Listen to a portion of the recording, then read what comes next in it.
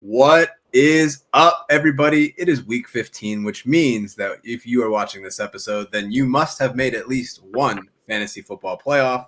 So to that, I say congratulations. The king of fantasy football playoffs is here with us today, Drew Hannes. How are you, my friend? Happy week 15. How many playoffs are you dealing with this week? Do you have any buys that you're just chilling for? Like, what's the mood? What's the vibes? So I'm in 15 playoffs out of 17. Not bad. It's okay, I guess. A lot of them are buys, which is nice. Of my dynasty leagues, I think I have 6 bye weeks. Wow. Yeah, I know the ones that we're in. You've been one very aggressive at the deadline. Two, yeah, I've been a top 3 pick the last few years in all of them. And I was like, I'm not doing it anymore. I just went all in, and he's paid off so far. That's amazing. Yeah, it's a fun time of the year. It's a long fruits of labor. I've been seeing a lot of posts like on Reddit and stuff about, oh, I'm the first overall team, but like in points for, but like I didn't make the playoffs. And it's like, well, that's the game, baby. So we're here. It's a new season. None of it matters.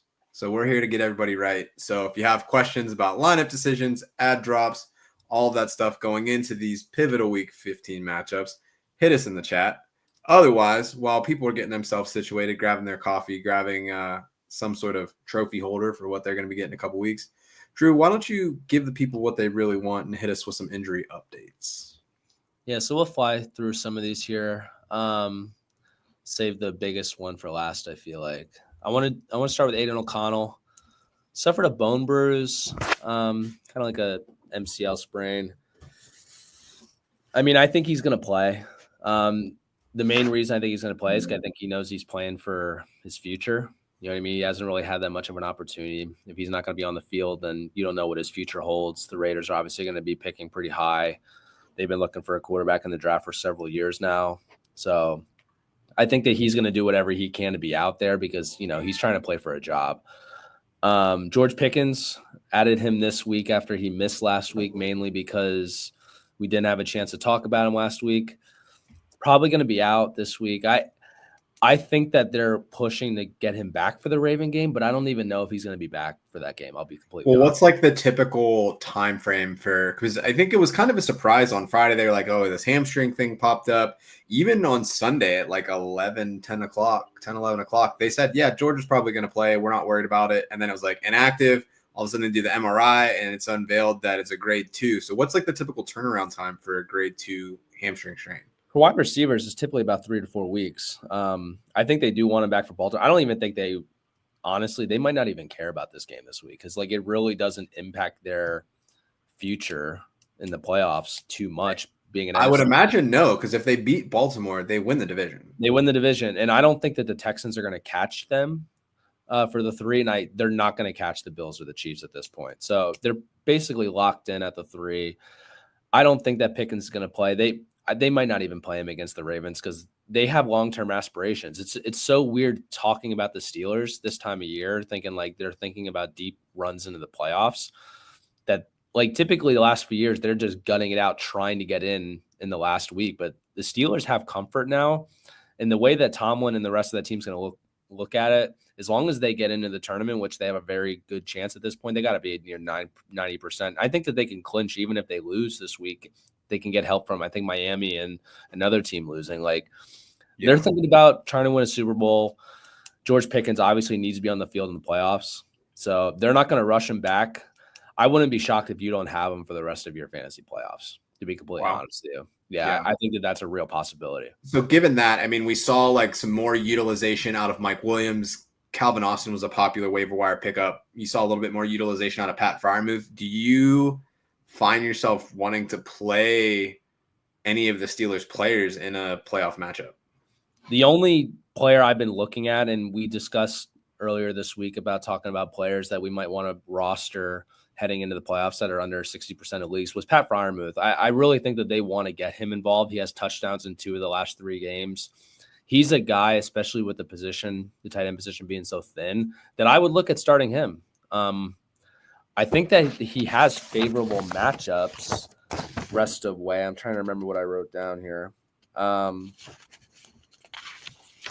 The Chiefs obviously were a matchup that we are clamoring for early in the season for tight ends. Right. I think that they can move the ball against the Eagles. I really do. I don't know, man. They've got some really good stuff happening back there in their secondary. I think it's going to be a bit of a challenge, especially if you don't have George there. Just looking at the matchup for this weekend, they have been like the one area that I think that you can attack Philly maybe in the tight end room, just because their lockdown corners are going to be playing on the outside. Pat might be a good option over the middle. I don't see a scenario where I'm playing like Mike Williams, who didn't practice today.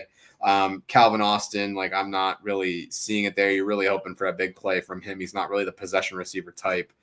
Najee, I think like you kind of have some play there. Jaylen Warren, I think obviously some potential, but he's pretty low floor if he doesn't have the touchdown. So like Najee might be the only guy. Pat, like I think I would like on the bench, but probably wouldn't start unless I absolutely had to. Yeah, I'm worried about the Eagles front seven more than I am about the Eagles are just a nasty team. I mean, I think about a lot like Joe Burrow. Like, could you imagine like Joe Burrow on the Eagles offense right now? I don't think they would lose. Yeah. Like Jalen Hurts is kind of like, we're going to talk about him a little bit later in the show.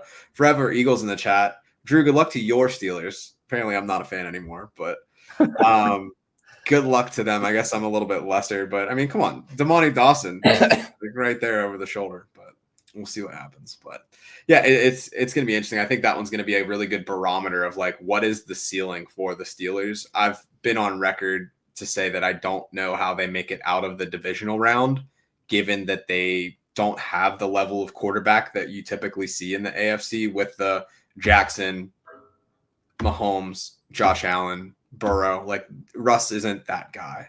So it's like, how do they get past that? But like the way that they're playing, I mean, there's obviously a chance for it. I think that they could beat anybody. I really do, because I think they have the best pass rush of any AFC team. They're going to need to have Highsmith stay healthy for sure. I mean, it just changes the dynamic of that so much. Herbig is obviously showed out as a pass rusher, but Highsmith is very underrated in his ability to steal the edge and just be a really good run defender. And I think that Russ is being slept on, because I just think that he's been in the playoffs so many times. I think he knows what it takes to win in the playoffs. I really think that they could compete with anybody.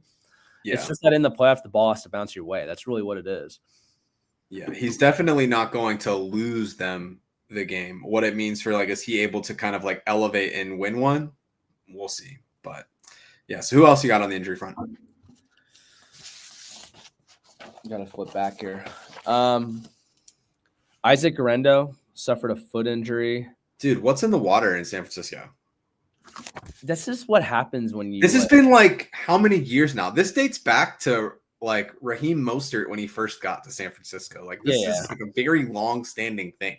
And it's extra when you're the when you're the team that lost in the Super Bowl. It's just for some reason the next year you just have this bad luck. It's just been a trend over the past several years, and it hit the Niners. I think there's a chance that he plays, but the problem is that they play on Thursday night, so we don't know. We don't know until the game time decision. I would not start Patrick Taylor unless I absolutely had to. I just don't trust Kyle Shanahan. I can absolutely see. I'm worried about Isaac Guerrero too. I could see him dressing and then playing one drive, and then they take him out just like they did with Jordan Mason. I can see Patrick Taylor being named the starter, and then Izzy Abanikanda becomes the guy. I could see the opposite. I just don't. They've burned me so many times over the past and so many times this year. Like I'm telling you, I'm missing the playoffs in one of my leagues, probably at 10-6. And two of those matchups I needed to win to get into the playoffs. Jordan Mason left early or played like a drive and got me 1 point. Like I needed like 4 points out of him and got one. Like I just don't trust him. He's burned me so many times. I think I'm going to stay away from the Niners backfield unless it's pretty clear that like Guerrero's fine. And it's tough because it's the short week too. So you're not really going to get a lot of that info before tomorrow. Right. Yeah. So unless you absolutely have to, I'm staying away from that backfield. I just don't want to be burned again, especially in the playoffs. And then a similar situation, Bucky Irving, he suffered a hip injury 2 weeks ago. We talked about him. They said he was off the injury report, And then they basically just took him out in the first quarter for the same injury, and they said it was precaution. So I don't know if I can trust Bucky Irving in the playoffs either, which is just unfortunate because of how hot he was over the past several weeks. It's crazy how that narrative is flipped so fast from him being like he's taken over the backfield to like, all right, like this injury, like one movement, it's like, can you trust it to make it through the game?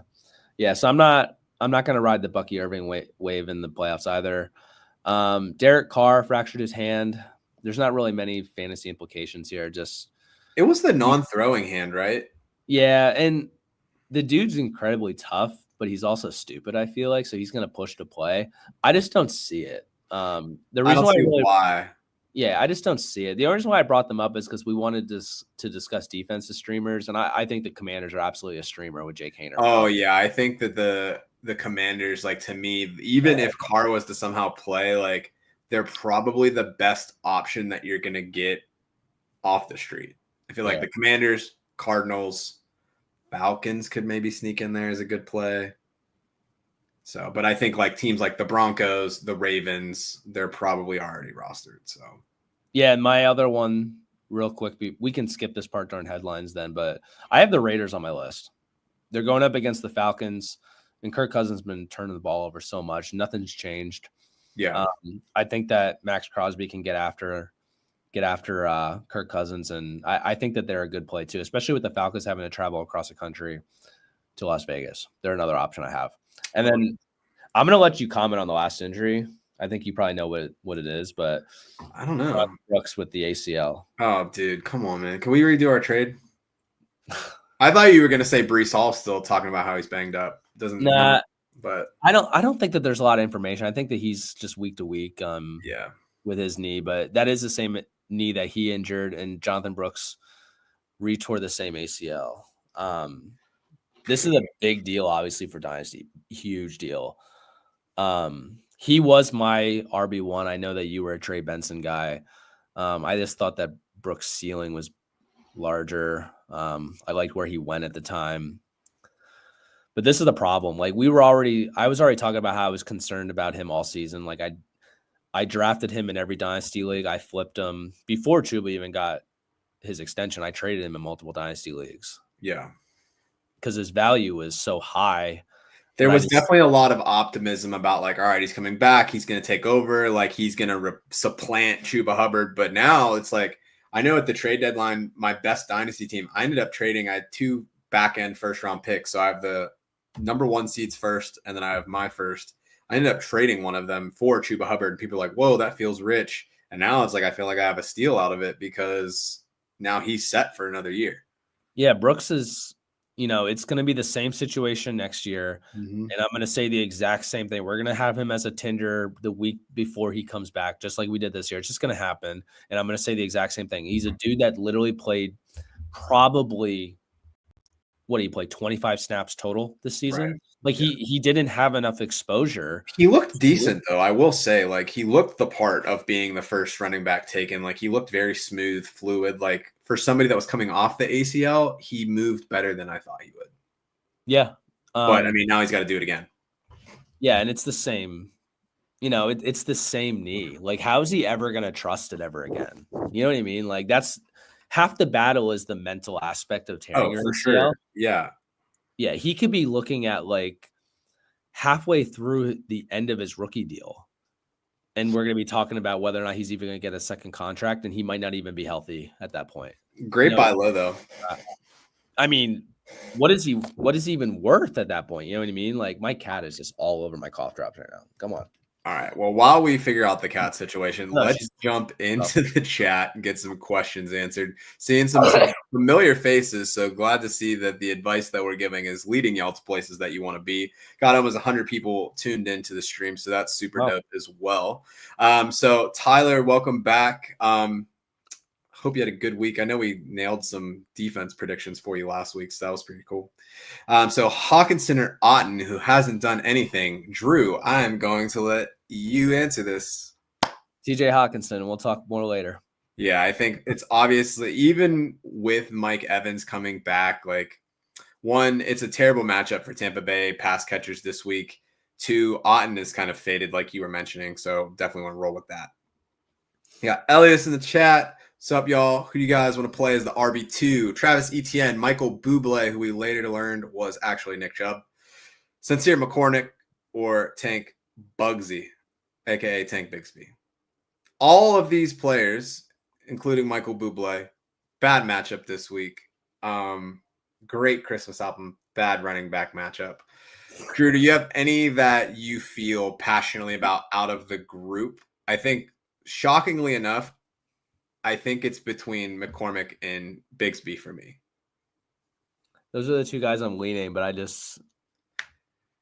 don't like any of the options. No, I don't really like it either. ETN has basically become the pass catching back for the Jaguars. He was completely just dominated as far as like run touches for Bigsby.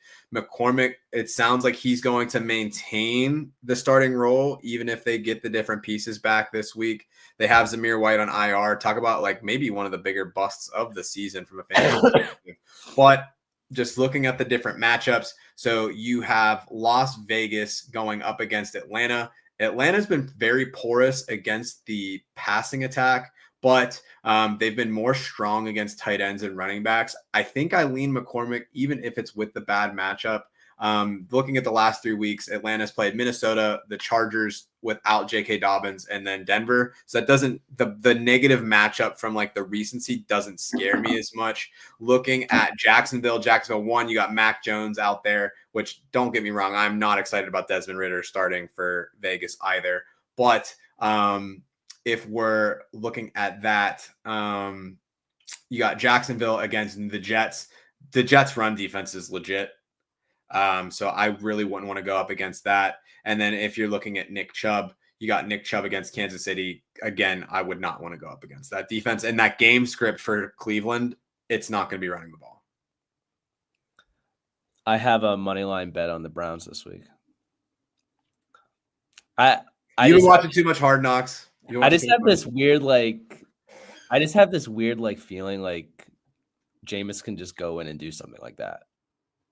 You know what I mean? He did it against Steelers. He did it against the Ravens. Like, you never know. You got to spin the wheel. It's just the wheel of Jameis. I have this weird feeling about it, but like between those guys, McCormick is the only one I feel like is guaranteed to get the workload. You know what I mean? Like Chubb is still.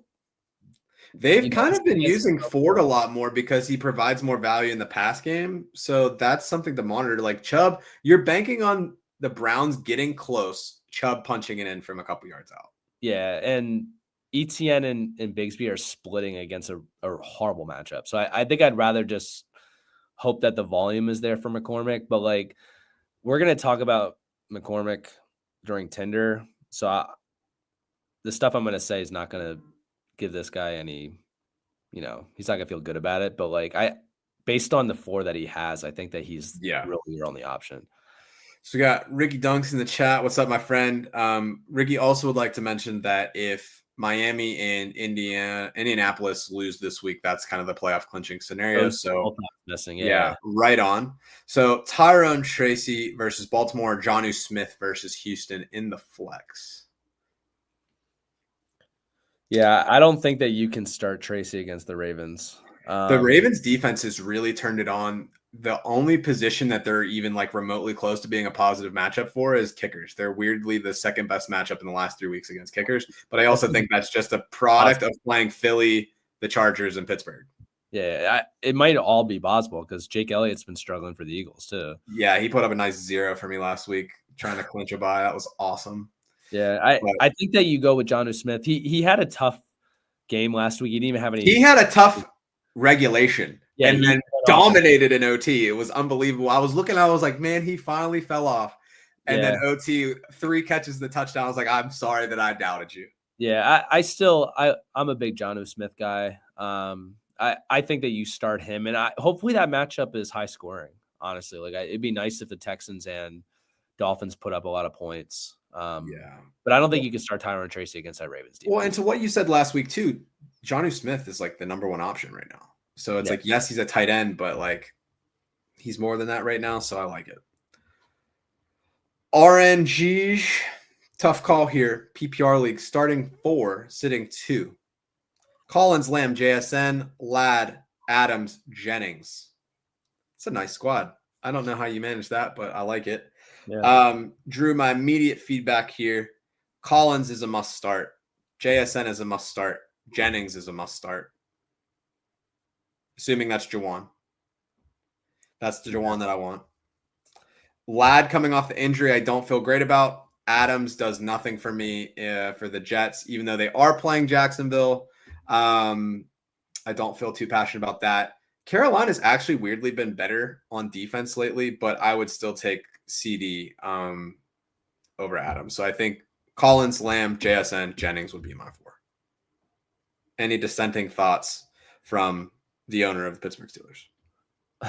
I don't know if you can do wrong with any of them besides Ladd. Because, like, it's kind of seemed like the Jets figured it out last week, and Adams went off for a good portion. He went for 25. JSN's matchup isn't the best. True. Yeah, it's the Green Bay. It's gonna be a great game, actually. Yeah. Who's at home? It's gonna be at Seattle. Yeah. So, I mean, I don't think you could do wrong with any of those guys. Honestly, I feel like I'd sit Jennings awkwardly enough because I feel like the vibes have just been bad for fantasy on Thursday night games. So I'm just like, maybe I sit the guy on Thursday night because of that, what that game has been like. You know what I mean? Like because it's really just vibes for me at this point. Because I think I could take any of those guys besides Ladd. So I think I would actually start Adams because I think that he's going to do well against Jacksonville. And I think I'd sit Jennings because of it being on Thursday night. Okay.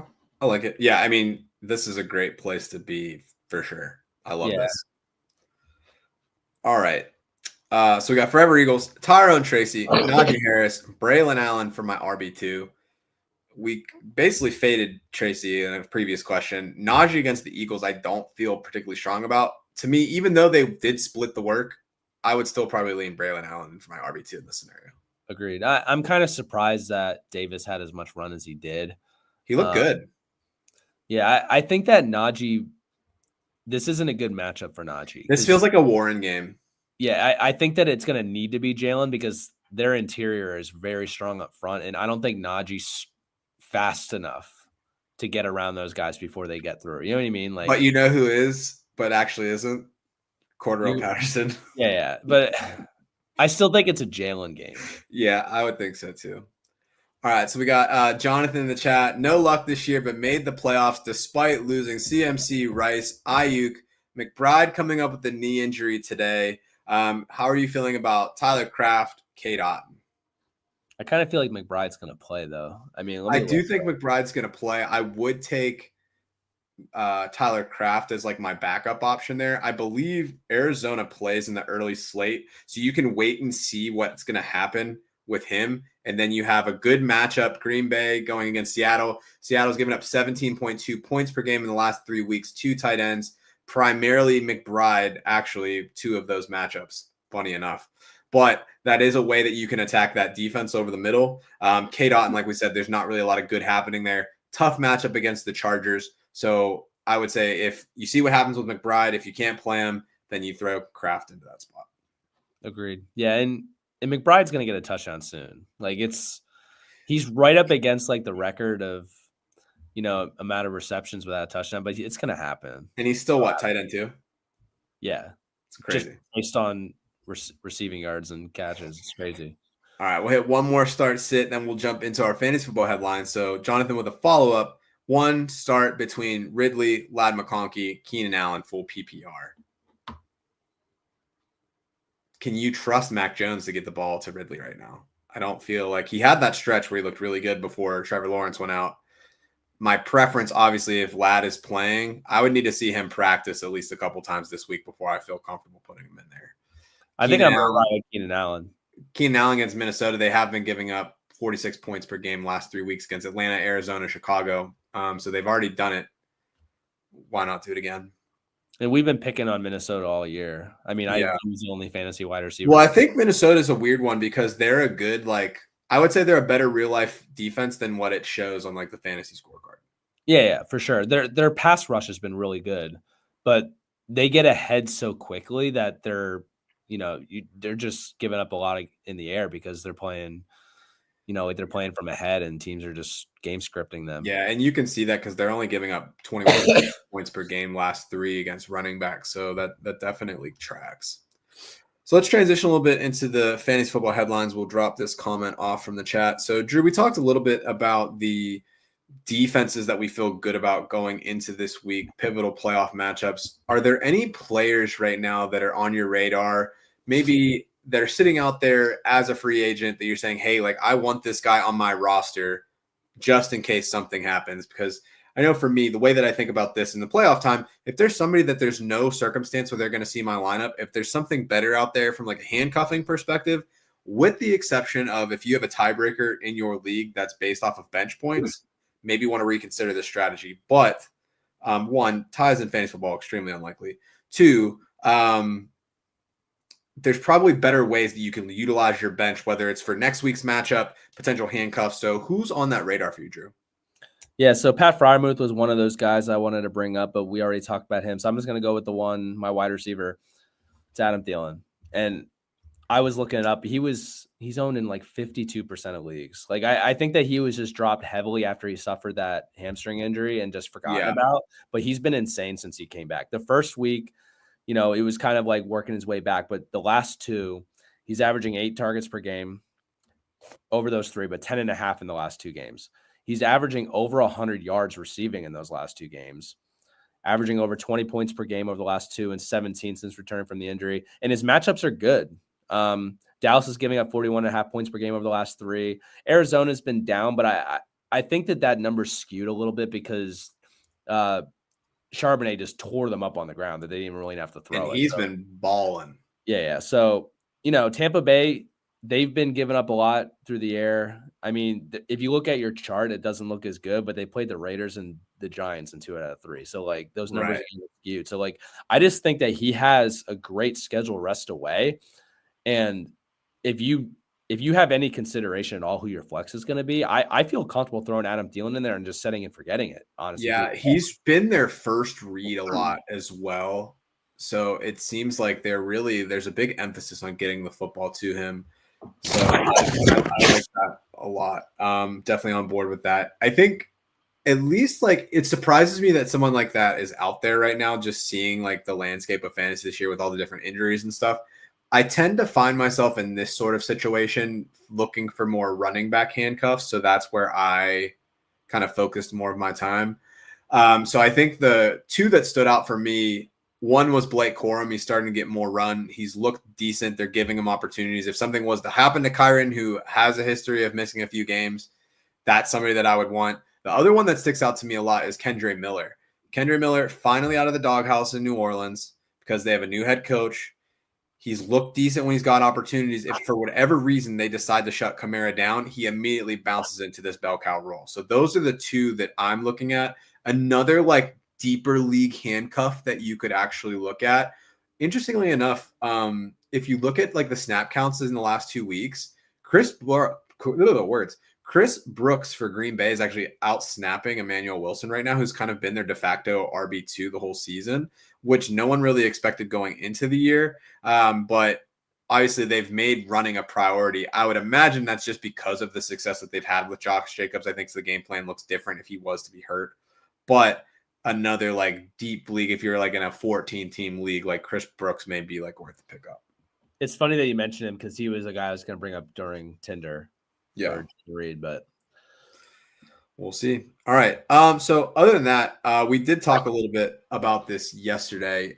So there's been some interesting news coming out of Philadelphia. You think all things smooth, top 2 seed in the NFC. You've got Saquon jumping over people backwards. Everybody seems to be happy, hunky-dory. Maybe their coach isn't the idiot that everybody thought.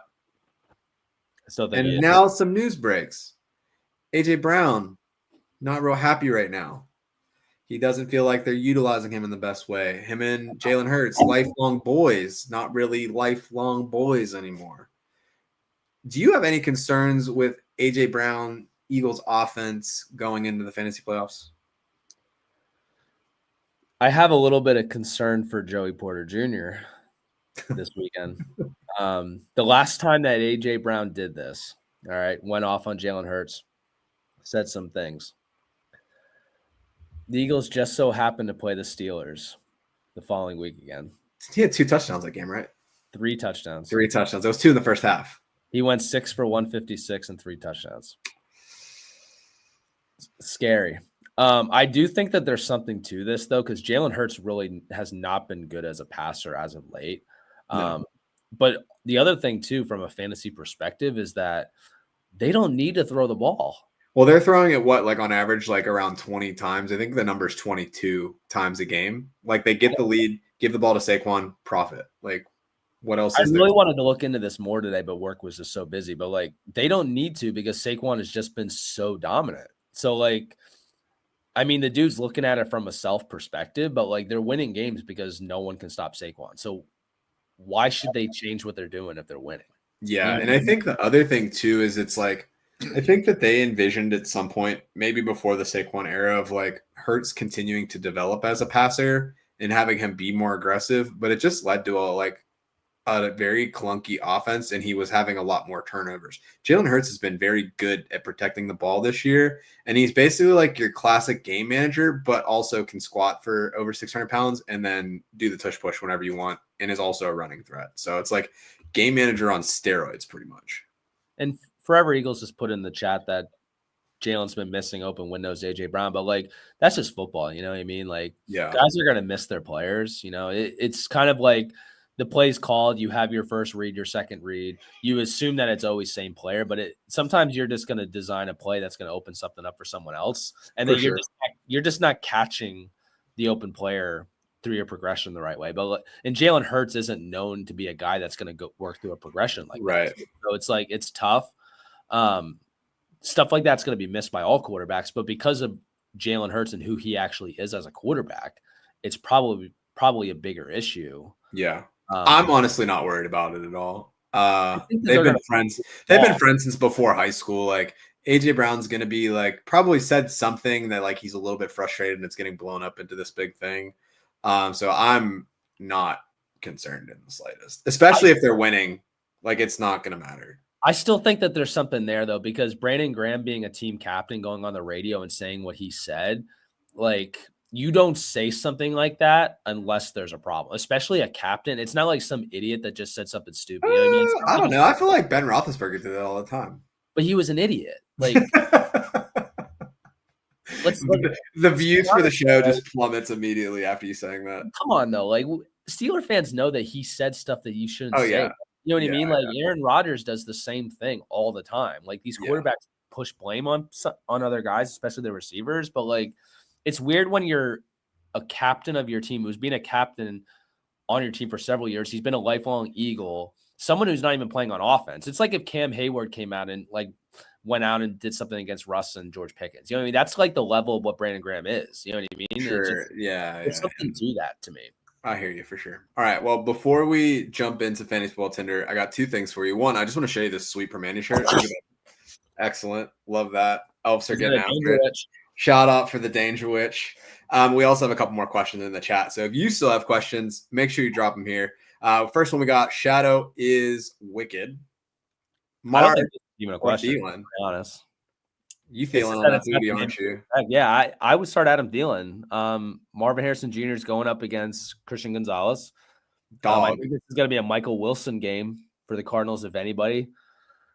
If it's not Trey McBride, of course. I think that Thielen's the safer bet here. And I like it too. I mean, if you were to tell me like who would you rather like have like in real life, it's like not even a question, but the situation is so good. Bryce Young's looked solid since they've come back. They should have won that game last week. Yeah, Leggett should have caught that ball. Yeah. I mean, there still would have been like 40 seconds left for the Eagles to go down and get a field goal, but like he should have caught that ball. Yeah, so we'll see. I like it a lot. And then speaking of the Eagles, Forever Eagles back in the chat. I have Green Bay on my defense, currently on the waiver wire, Washington at New Orleans, Atlanta at Las Vegas, Cincinnati at Tennessee. Remember last week when I said that Cincinnati was going to be a solid defensive play and then it happened? Dope. Let's do this again. So Green Bay, I love for next week. I don't feel too passionately about Green Bay for this week. Next week, Green Bay is playing New Orleans. I am going to attack New Orleans every chance that I get because they have Alvin Kamara and Jawan Jennings, and then like me and Drew playing receiver. Respect me though. Yeah, but like you're obviously like the starting guy, and then like I come in for like the goal line work, but we never get to the goal line, so then I never actually see the field. I'm the inline blocking tight end. Yeah, this is Anywho, really Commanders though. Still the Commanders for sure, but I would argue that there's probably someone that you're never going to play on your team that I would drop for to keep Green Bay, and then also have Washington. Yeah. Especially because Green Bay's been getting a lot of turnovers. I think they lead the league in interceptions, so they're a team that you definitely want to keep on your bench. Yeah. Cool. Unless you have like a clear waiver claim that you can get him back next week, but you probably can trim that roster down. I don't know where you fall into the strategy, Drew, but like generally I'm keeping like 4 wide receivers, 4 running backs, and then whatever else I feel bad or good about my team. And that's where I'm stuffing in those random lottery tickets for the future weeks. Yeah, I don't really look at it in terms of position. If I see a guy on my team that I'm just like, there's no way I'm starting him in the playoffs, I just dump him. I unfriend you. If someone else wants to, pick up that guy and start him, if I wasn't going to start him, they can go ahead and start him. That's the way I look at it. I got you. So while I get the scene set for Fantasy Football Tinder, I have a question for you. So how do you feel about people that still make moves, like if they're not in the playoffs, as far as like waivers and stuff like that? Like, how do you typically run that for your leagues? I mean, in Dynasty, you can't really enforce that because these guys could be 20, 25 assets. So if we're just talking redraft, I've never really been in a situation where this happens. I feel like when people miss the playoffs, they kind of just stop paying attention. You know what I mean? Like, fair. Yeah. So I don't think I really like it though. I think I'd prefer that they just let it alone. Yeah, I think it depends if you have like a Sacco like loser playoffs. If you have a shot of, like having to do a punishment, that's one thing. But I think punishment should be settled prior to the playoffs. I think that if you come in last place record wise heading into the playoffs, then you're the Sacco. You know what I mean? That's how it's valid for sure. Yeah. Cool, man. All right. Well, let's do some Fantasy Football Tinder. If you haven't watched the show before, if it's your first time, if you've never heard of Tinder, let's give you a little rundown of how this goes. Maybe love will find you soon. So this is our friend Zach. Zach was on the football field last week after that Steelers victory. Wanted to know, do you think Zach will be on the field for Super Bowl LIX? I had to look that up. I did not know that was the Super Bowl this year. I couldn't even actually tell you the number. What is that? I don't know. 10, 9. 49, 180. I always forget what the L is. I think it's 49. No, it should be 59. Right? Oh, yeah. I guess L is 50. Yeah. So 59. Crazy. Well, for all of us, maybe little optimistic type folks, people that have an entire background of Steelers related things, gonna be swiping. Yeah, be like, yeah, around the 412, definitely gonna be there. They're gonna make it happen. Zach's gonna wave, send me a nice little picture. It's gonna be dope. People that maybe Ravens fans don't think that Zach's gonna have the time because he's too busy doing coffee reviews. Sorry about all the peppermint, by the way, bud. Maybe they're swiping left saying no. So if you see the swipe right, you're gonna get the green hearts. Swiping left, then you are going to get the red X's. So something that came up a little bit earlier in the show. Let's see here. So we got one only, Sincere McCormick. Drew, are you sprinkling that McCormick spice into your playoff lineups? I sincerely apologize for what I'm about to do to Sincere McCormick. I'm going to end this man's whole career. Yeah, I'm swiping left. This is a whole lot of Raiders related, not really just him. His matchups really aren't great the rest of the way. He has the Jaguars matchup next week, which could be really nice. But Falcons, Saints, and Chargers otherwise, I don't feel comfortable starting him in the playoffs. He has 0 touches in the red zone over 4 games this season with the Raiders. Well, I mean, really last week would have been the only game. Still, no red zone touches. He has 5 targets total, 4 games. He's only run 3 total routes. So even though like he's been out there, he's not even attempting any routes. So he had 5 targets. So 3 routes, 2 of them were probably just like quarterback was in trouble and he's just going to throw it at his feet kind of thing. Yeah, exactly. The team is averaging 16 points per game over the last 3 games. So they're not even scoring points. his touchdown upside is going to be tough. Amir Abdullah has 1 rushing touchdown this season. Madison had 3. Zamir White had 1. So even when they get close, they're not executing up front and giving him an opportunity to get in the end zone. So he can't be a PPR running back. If you're playing on standard and you might think he's getting 10 points because he's been getting 78, 64 yards. Like he's getting yardage. You need that touchdown for that to be really relevant though. Yeah. Yeah. I just don't know how you can play a guy like this in the playoffs. Like, and I think it's a good Tinder because there's so many people that are just talking about him. You know what I mean? Like it's like the volume argument, but it's like it also depends on the style of volume. I'm definitely with you. I'm going to swipe left with you. And my argument comes down to one thing. Desmond Ridder. He sucks.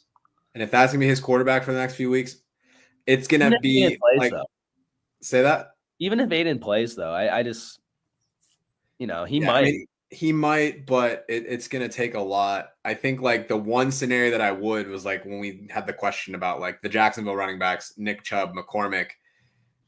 It's just the volume is going to be better than what those other teams got. And then if they all have a bad matchup, you just play the volume game and hope that he gets something. Yeah. So. Yeah, they're not up to they don't run the ball effectively. No. Where it matters. So before we get into our second Tinder, we had a follow-up from Forever Eagles. Who should I drop? This is going to be not for Cincinnati, but you should be looking at the Commanders, Washington Commanders. Nick Chubb or ETN? Do you feel passionate about either one? Honestly, no. I mean, I think ETN just because we've seen it before. We've seen it before. He's also been the pass catcher, so it's like in a bad game script, it could be good. The Browns, the rest of the season, their schedule's pretty brutal. Even if it wasn't, though, I don't think Nick Chubb's healthy enough to rely on him in the playoffs. I think he had like his first game last week where he averaged 4 yards per carry, which was good to see. But he's not going to break it. He's not going to break away from you. You know what I mean? That's what made him so good in previous years is that he would have like a solid, nice long run. Well, he was also able to get to the second level because their offensive line was a lot better in previous years too. Yeah, and it's just not happening. So I think Nick Chubb is probably the guy that I drop. But I'd be fine with either, to be honest. Yeah, you could drop both of them as far as I'm concerned. Yeah. All right, so let's move on to Tinder number 2. There were a lot of angry people last week, Drew. Jayden Reed, supposed to be like this top 12 dynasty stud wide receiver. He's like the new Deebo Samuel, pivotal, make it to the playoff matchup. Jayden Reed puts up a big 0. So he's been struggling these last few weeks. Have the recent performances of Jayden Reed jaded your willingness to play him in your lineups for fantasy for going forward?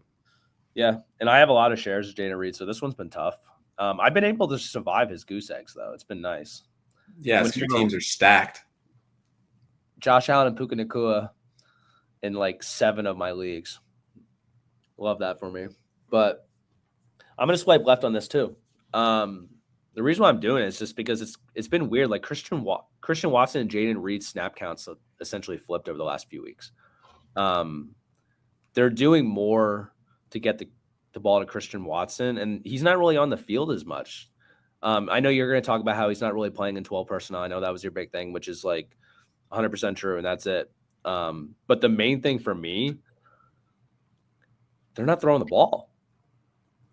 It was funny. I was going to say this before, but the 22 attempts, that was Green Bay. That's not Philly. It's Jordan Love, yeah. And I didn't want to just blow your spot up, but it was Jordan Love. He's averaging 22 attempts since the bye week, and that's 4 weeks. It's not really a small sample size. They came out of the bye. Weather is getting to the point where it's cold. It's, you're out there just beating up on each other. This isn't throwing football, and they're doing it successfully. And Josh Jacobs has been balling out of the bye as well. Exactly. So it's like they're not running an offense that favors Jayden Reed down the stretch. So I don't see myself even considering, playing him. And he has a horrible matchup this week. The Seahawks are only giving up 23.8 points per game over the last 3. The next 2 aren't horrible. The Saints middle matchup. The Vikings are a great matchup. If you play in week 17, they're probably week 17. They're probably you could probably look at Jayden Reed. I don't think I could do it. I don't think even with the matchup, I don't think I could do it. I think I could do it only because I think that could be high scoring. Like I could see the Vikings put up a ton of points and then the Packers will be forced to throw it. So that's the only time I consider it. But otherwise, I'm not even, he's sitting on the bench. Yeah, well, I think a lot of folks. So let me get on the train. It's always weird whenever we agree with each other. Never happens. I think when you had the Romeo Dobbs injury, I think you had a lot of people expect, okay, that's going to elevate the snap counts for Reed. The Packers are more than comfortable just sliding Wicks into that role, which surprised me because I feel like Jayden Reed, like football player, very good. He's probably being schemed out to some degree by these offenses, but I mean, the targets just aren't there. I mean, one target, like Ben Sims only played 18 snaps and got a target. Like, it's not looking good. To me, like, I would almost consider cutting him because I don't think I could ever play him. But my fear would be is that someone picks him up, starts him against me, and then he does have a blow-up game, and then I would hate myself forever. Because he's capable of it. It's going to have to be on my bench. There's no way that I'm playing him unless he has 2 solid weeks back to back. But even still, I'd be like, For me, playoffs is all about floor and having players that have a good floor that can also elevate. But you don't want to get goose eggs. Like that's just it's gonna burn you. Yeah, you can't play him. But if he does go off, it's not gonna bother me because the logic is there. It's not like you had 2 guys that are both suitable starts and you just chose the wrong one. He is not a suitable start right now. If you just look at him, it's just he's not on the field enough. He only ran 25 snaps last week. Yeah, which is crazy to me. It just doesn't make sense. Yeah. All right. So we got one more question in the chat. This is going to be super quick. So I'm going to read it. I'll let you answer it and then we'll move on.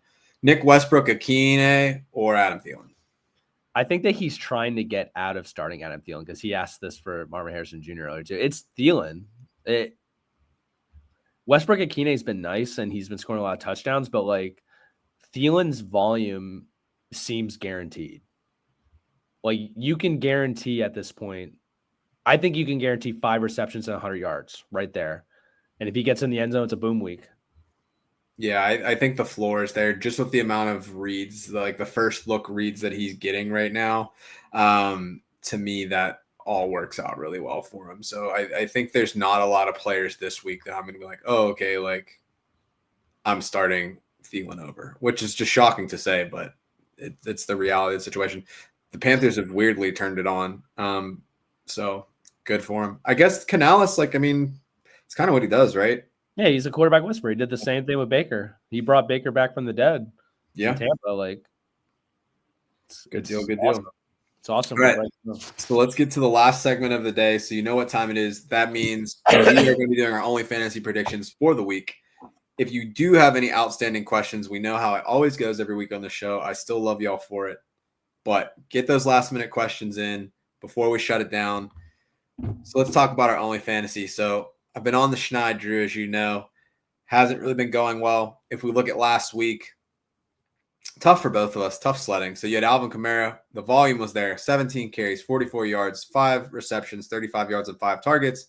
RB2 performance, RB21. We were hoping for that classic Kamara boom game. Didn't really pan out that way. Xavier Worthy, very pedestrian performance, 5 receptions, 41 yards on 6 targets. He had 1 rush for 5 yards, wide receiver 39. So I don't think that I've hit only fantasy since week 3. It's been not great. So Jim, to kick it back to you, give the people, as the king of this, who's your guy for the week? Before I start, you owe me an apology for bringing up Kondre Miller earlier because that son of a gun, he is the reason why. What the hell? Like he came out of nowhere and he scored a touchdown the first quarter. I was so pissed. Like I couldn't believe it. Like this dude just came from, he was the Undertaker meme. Yeah. Back from the dead for sure. I will forever be curious, like what happened to him to get him in that situation. Cause that dude was talking nasty on him all the time. He's like, well, he's hurt. I don't know if he's good. He got fired. Dennis Allen got fired. No, I know, but why did Dennis Allen hate Kendre Miller so much? Because he was always hurt. He was just a walking hamstring strain. But like you employed Michael Thomas. Yeah. And then they got rid of him. They were just late on it. That was a money thing. They owed him so much money, you know. So he just pushed it off. But like this was bullshit. I just couldn't believe like if you just take away Condre Miller's like everything that he did, he's RB7. Yeah. You just take that usage and give it to Alvin Kamara, he's RB7. And it came out of nowhere. There was nothing to make you believe that Condre Miller would even I didn't even know he was dressing because of how like useless he was for basically his whole career as a Saint. Yeah. Like which I mean, he was kind of like a sleeper second, third round. Like, let me draft him as a successor for Kamara. Hasn't really seen the field. They brought in Jamal Williams. It was like, oh, and then all of a sudden, boom.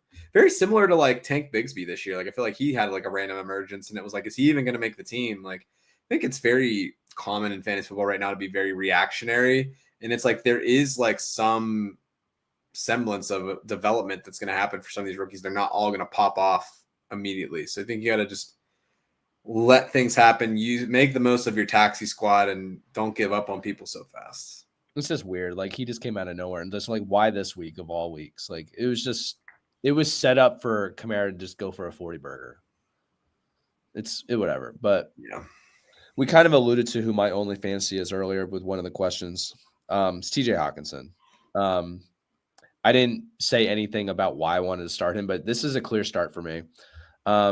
He's been averaging 6 targets per game over the last 3, which is solid for a tight end. You know, like he's getting enough volume that he's going to pay off as a tight end. The Bears have been getting destroyed by tight ends as of late, though. Kittle went for 6 for 151 last week. Laporta had a quiet day on Thanksgiving, but he scored 2 touchdowns, so it kind of made up for it. Yeah. And then the week before that, Hawkinson already had a shot at the Bears, and he went 7 for 114. It was clearly his best game of the season since coming off the ACL. He's only getting 19% target share, which is lower. I mean, for a tight end, I still like it. But the main thing for me is 14% of those targets have been in the red zone. So, like, he's getting it where it matters.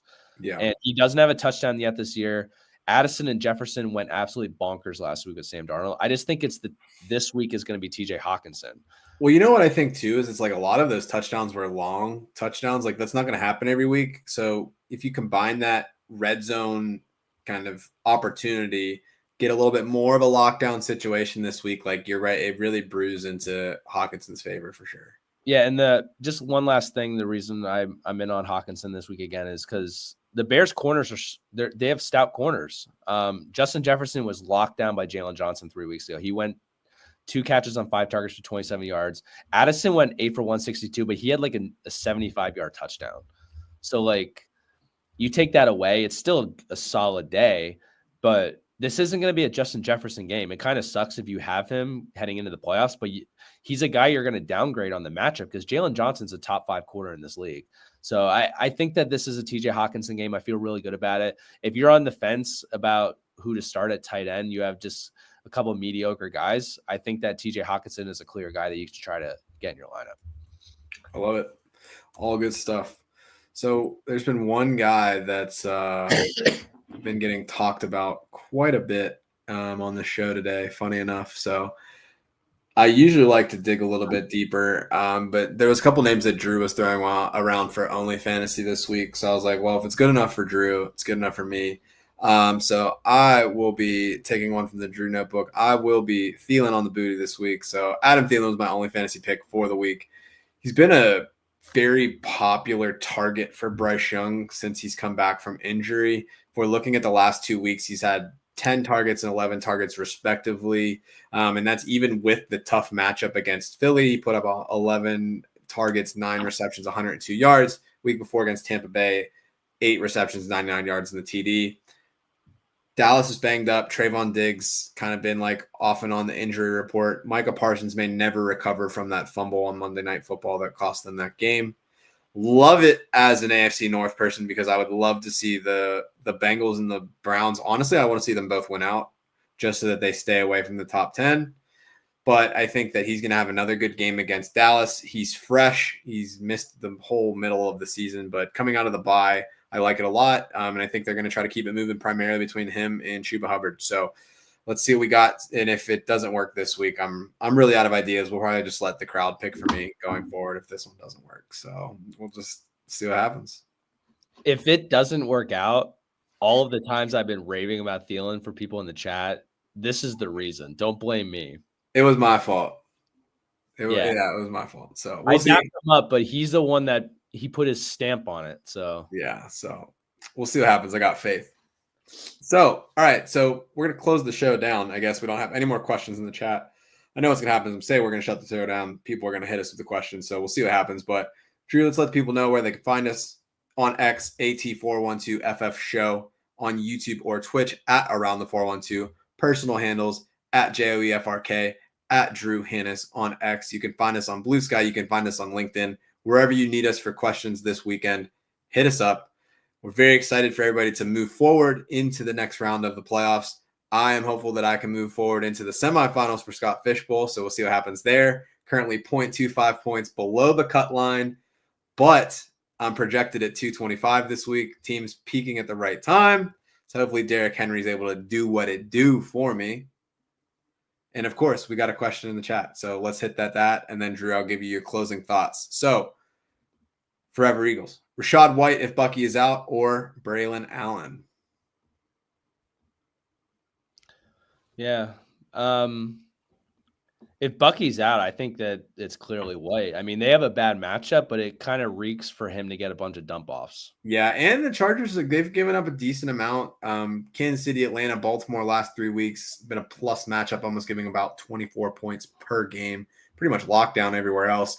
And it's been funny, like that duo of both have been pretty strong the last few weeks. I had kind of written off Rachaad White just because of like the efficiency issues that he was having running the ball, but he's been great as pass catcher. So props for him to making that work. I do think one or the other you would take Rachaad White. It's weird.